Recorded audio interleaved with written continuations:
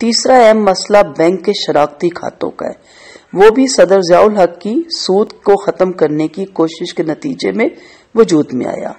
Bank کی اصطلاحی زبان میں اسے PLS کہا جاتا ہے، PLS، ٹھیک ہے، پروفٹ اینڈ لاس شیئرز، جس سے دیندار طبقے میں خوشی کی لہر دوڑ گئی اور ایسے لوگوں نے PLS کھاتوں میں حسب ضرورت منتقل اپنی رقم کروا لی، مگر تحقیق سے معلوم ہوا کہ یہ بھی سود ہی کی ایک شکل ہوتی ہے۔ اسے کہتے ہیں بے عینیہ۔ بے عینیہ کیا ہے؟ بے عینیہ، عین سے عینیہ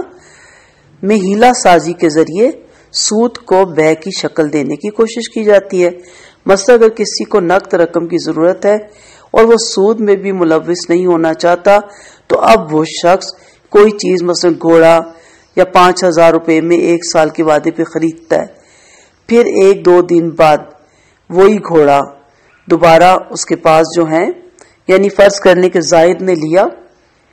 اور اس کے بعد اکبر سے لیا تو اکبر وہی گھوڑا زائد کے پاس 4,500 روپے نقد میں فروخت کرتا ہے اور اس سال اکبر کو 5,000 روپے ادا کر دیتا ہے۔ اس طرح اکبر کو فوراً 4,500 روپے میسر آگے اور زائد کو 1 سال بعد 4,500 روپے پر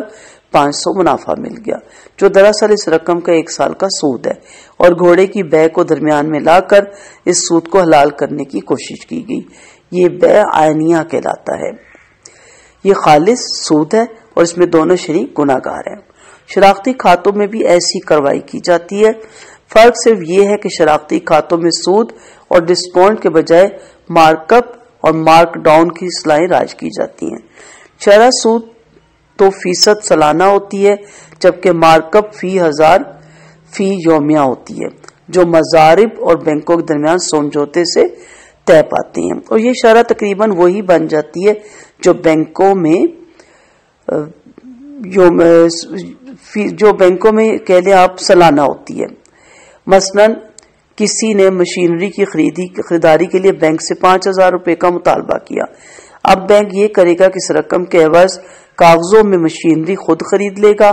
اور اس پر متوقع منافع کا اندازہ کر کے مارک اپ لگا کر زائد سے یہ مارک اپ بطور کرایہ اور ماہوار قسط پر ہر ماہ وصول کرتا رہے گا۔ اگر وہ رقم مقررہ مدت تک اصل بندہ بماہ مارک اپ بلا اقساط ادا نہیں کر سکتا تو بینک کو یہ اختیار ہوتا ہے کہ وہ اس کی جو مشینری ہے وہ فروخت کر لیں، اپنا مال لے لیں، جو باقی بچا ہے وہ اس کو واپس کر دیں۔ بینک کو مشینری کے اخراجات اصول کے دوران تلفی کا خطرہ، اس کی نگہداشت اور وقت سے پہلے ناکارہ ہونے کی کوئی فکر نہیں ہوتی، اور وہ ایسے تمام خطرات کی ذمہ داری متعلقہ بندے پہ ڈالتے ہیں۔ اب آپ خود دیکھ لیجئے کہ مضاربت کی اس شکل کو اسلامی نظریہ بے سے کس طرح تعلق ہے۔ معاملہ دراصل یہ ہے کہ ہمارے بینک اپنی بنیادی ڈھانچے کے لحاظ سے مالیاتی توسط کی ذمہ داری جو ہے نا، توسطی ادارہ ہے، تجارتی ادارہ نہیں، وہ اپنے